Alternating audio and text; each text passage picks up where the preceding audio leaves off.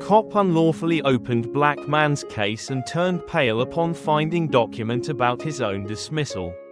Welcome back, everyone. Tonight, I've got a gripping story that'll have you glued to your seats. It's about power, justice, and one unforgettable twist of fate. What happens when someone used to being on top suddenly finds themselves at the bottom? This story will make you question what you'd do when the tables turn, and leave you with a lesson about fairness, integrity, and standing up for yourself. Let's dive into When the Badge Backfires, the Night Justice Had Its Say. Some nights just feel wrong from the start. That was me, Marcus Carter, driving down Pineview Avenue in the rain. The windshield wipers struggled to keep up with the drizzle, and the street lights cast a hazy glow over the road. It had been a long day, too long. My mind was fried, and all I wanted was to get home, peel off my soaked jacket, and forget the world existed. Then it happened, the flash of red and blue lights in my rearview mirror.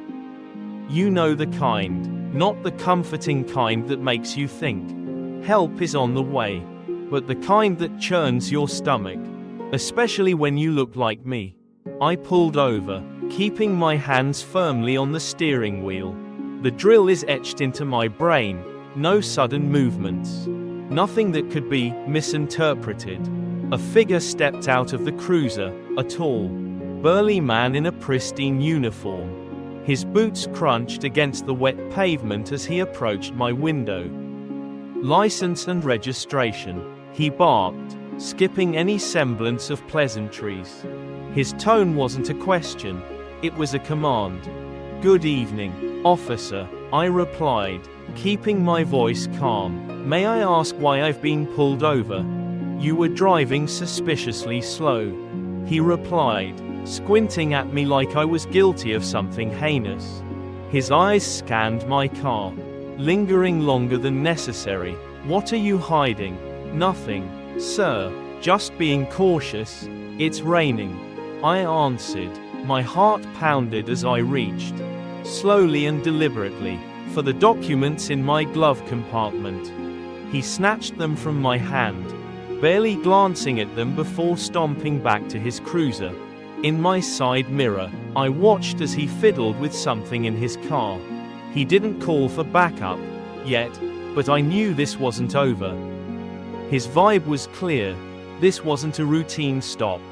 He wanted something, and he wasn't leaving without it. When he came back, his face was tight with frustration. "Step out of the vehicle," he ordered. "Is there a reason, officer?" I asked, my voice steady but firm. "Step out of the vehicle," he repeated, slower this time, like he was speaking to someone hard of hearing. Sighing, I complied. There was no point arguing. The drizzle soaked through my shirt as I stood by the roadside, my hands visible. "Open the trunk," he demanded, with all due respect. "Officer," I said, "you need a warrant for that." His smirk sent chills down my spine. "I don't need a warrant for probable cause," he sneered, already moving to the back of my car. "You're violating my rights," I protested, louder this time, but he didn't care. He popped open my trunk like it was his personal treasure chest. That's when his smug expression faltered. He froze, staring at the sleek black briefcase tucked neatly in the corner. For a moment, I almost wanted to laugh. He looked like a kid unwrapping a birthday present, only to find coal inside. "What's this?" he asked, suspicion lacing his voice. "Personal property," I said, my tone sharper now. "You have no right." But he was already opening it. My heart pounded in my chest as he unlatched the case. When he flipped the lid, the color drained from his face. His confident smirk dissolved into pure shock. He pulled out a crisp document, his hands trembling as he read the bold letters at the top, "Notice of Termination." Beneath it, his name, Officer Bradley T. Harris. was printed in stark black ink. "Officer Harris," I said, leaning casually against my car. "Care to explain why you just violated the rights of your new supervisor?" The rain fell harder now, drumming against the asphalt as if nature itself wanted to underscore the moment. Officer Bradley T. Harris stood frozen, the termination notice trembling in his hand. His face was a ghostly pale, and for a split second, I almost felt sorry for him. Almost. This can't be real," he muttered under his breath, his voice barely audible over the rain. His eyes darted between the document and me, as if he was trying to piece together how the tables had turned so spectacularly. "Surprised, officer?" I asked, crossing my arms and leaning against my car. "I'd imagine you're not used to facing consequences. But tonight, it seems your luck has run out." Harris's mouth opened and closed, but no words came out. He looked like a fish gasping for air. Finally, he found his voice, though it was shaky. "What the hell is this? Is this some kind of joke?" "Oh, it's very real," I said, my tone icy but calm. "Signed and sealed by Chief Gerald Simmons himself. If you'd bothered to check before violating my rights, you might have saved yourself this embarrassment." He blinked rapidly, his mind clearly racing. You're the new deputy chief?" "Correct," I said, my lips curling into a small, deliberate smile. "Brought in to clean up this department. And guess whose name was at the top of the problem list?" Harris visibly flinched, the document still clutched tightly in his hands. His bravado was gone, replaced by a desperate, panicked energy. "Look," he stammered, taking a small step toward me. "This is all a big misunderstanding. I didn't mean anything by it. I was just what?" I interrupted sharply. "Just abusing your power, harassing someone you thought was defenseless, violating the very rights you're supposed to protect. Or maybe you're just sorry you got caught." He recoiled like I'd slapped him. For a moment, he didn't say anything, his gaze darting to the ground. The rain dripped from the brim of his hat, but it couldn't mask the flush of humiliation creeping up his neck. "I didn't know who you were," he finally mumbled, his voice barely above a whisper. "And that makes it okay." I shot back.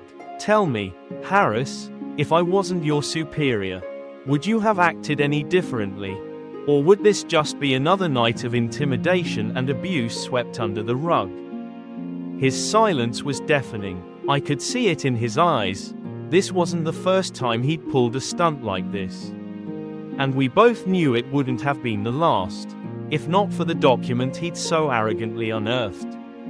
I can change," he said suddenly, his tone desperate. "Please, Deputy Chief Carter, give me another chance. This job, it's all I have. I'll do better, I swear." I let his words hang in the air for a moment, the weight of his desperation almost tangible. Then I sighed and shook my head. "You know, Harris, I believe people can change. But not while they're in positions where they can do harm unchecked. And you've done more than enough harm." "But save it," I snapped, cutting him off. "You want redemption? You're not getting it here. Maybe someday, somewhere else, you'll figure out how to be a decent human being. But for now, you're done." His shoulders slumped, the fight draining out of him. The rain continued to pour, soaking through both of us. But neither of us moved. Finally, Harris looked up, his eyes wide with a mix of fear and pleading. "Please," he said, his voice barely audible now. "You can't do this. I'll lose everything. You lost it the moment you thought you were above the law." I said coldly, "Now, you'll face the consequences. Just like every victim you've left in your wake wished you had." I pulled my phone from my pocket and dialed Chief Simmons. The line rang once before the familiar voice answered. Crisp and professional despite the late hour. Carter, Simmons said. What's the situation? I've got Officer Bradley Harris with me. I replied, my voice steady. Effective immediately. He's terminated. Notify HR and expedite the process. I'll send over the necessary documentation first thing tomorrow.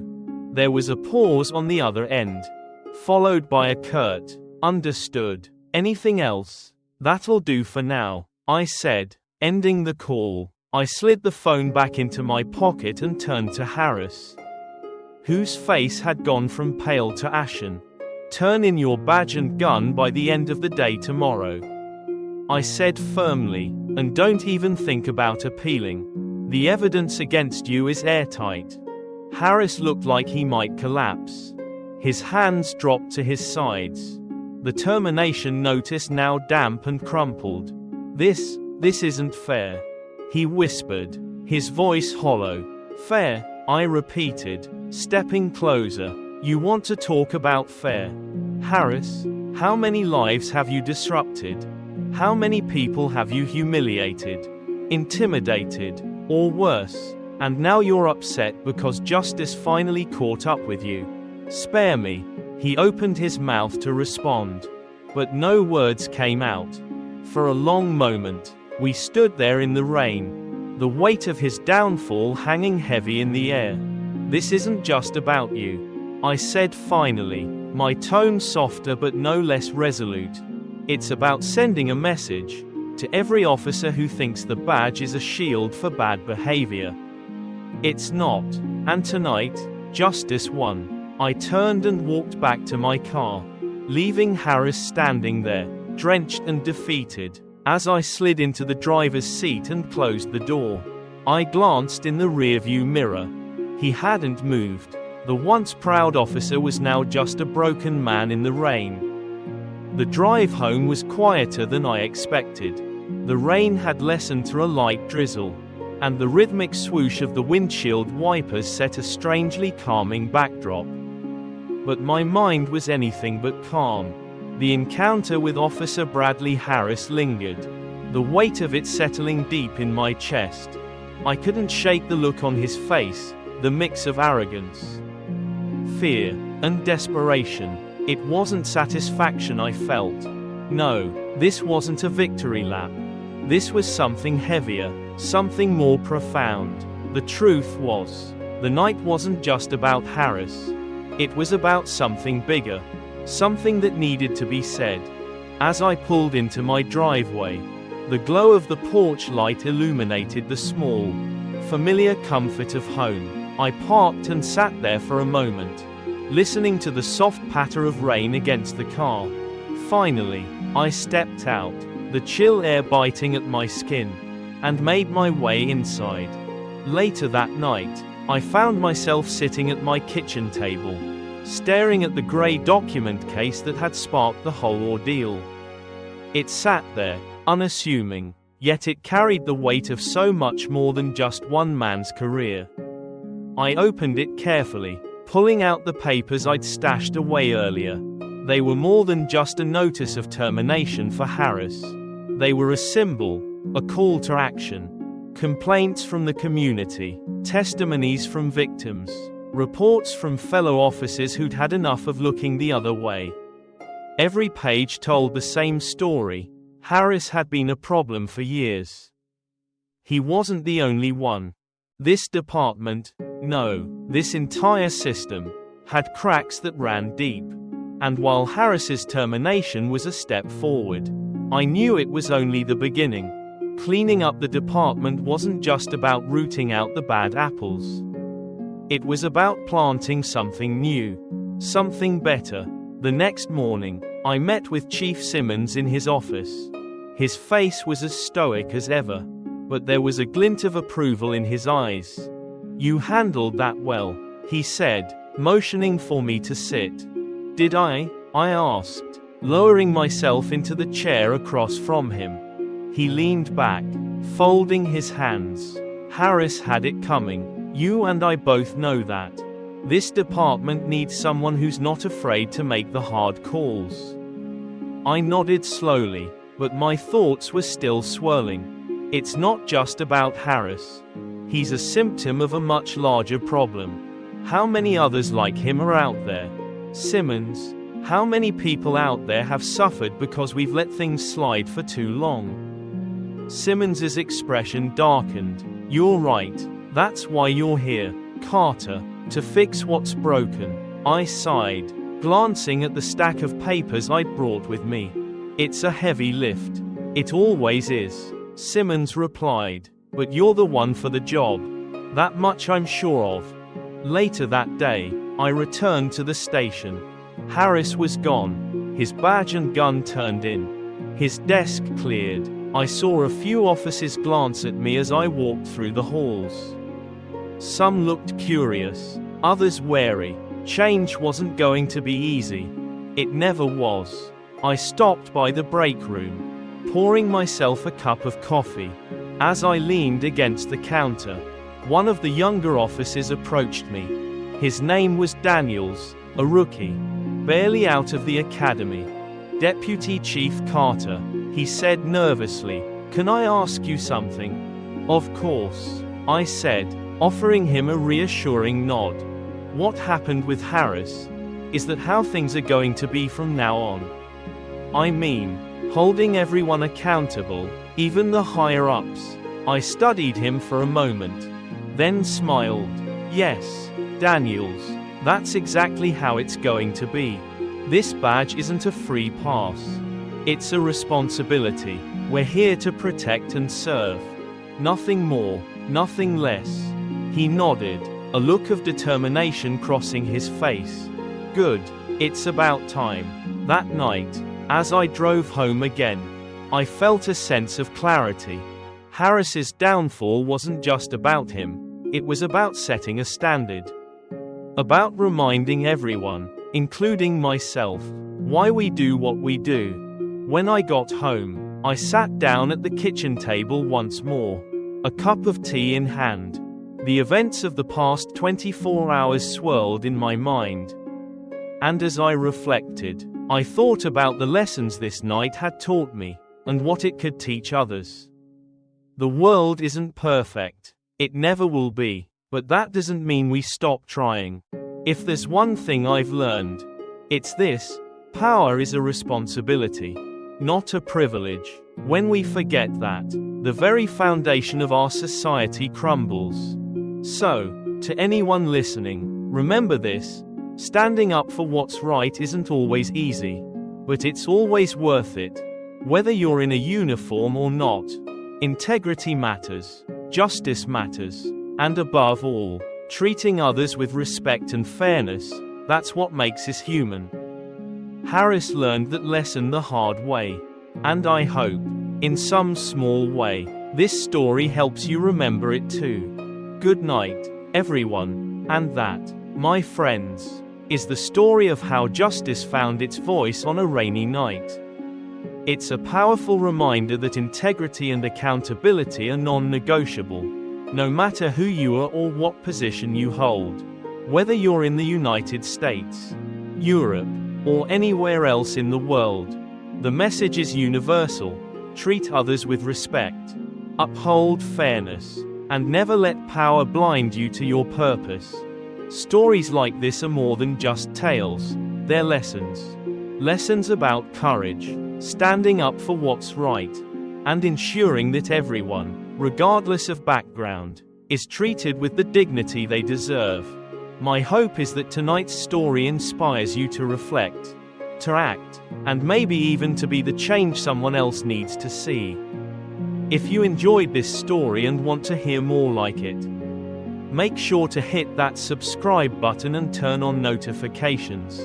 It's completely free and the best way to stay connected for the latest, most engaging stories we bring to you. And hey, if this story resonated with you, don't forget to like, share, and leave a comment. I'd love to hear your thoughts. Thank you for being here, for listening, and for supporting this channel. Together, let's keep spreading stories that matter. Until next time, stay safe, stay kind, and as always, take care of one another. See you soon.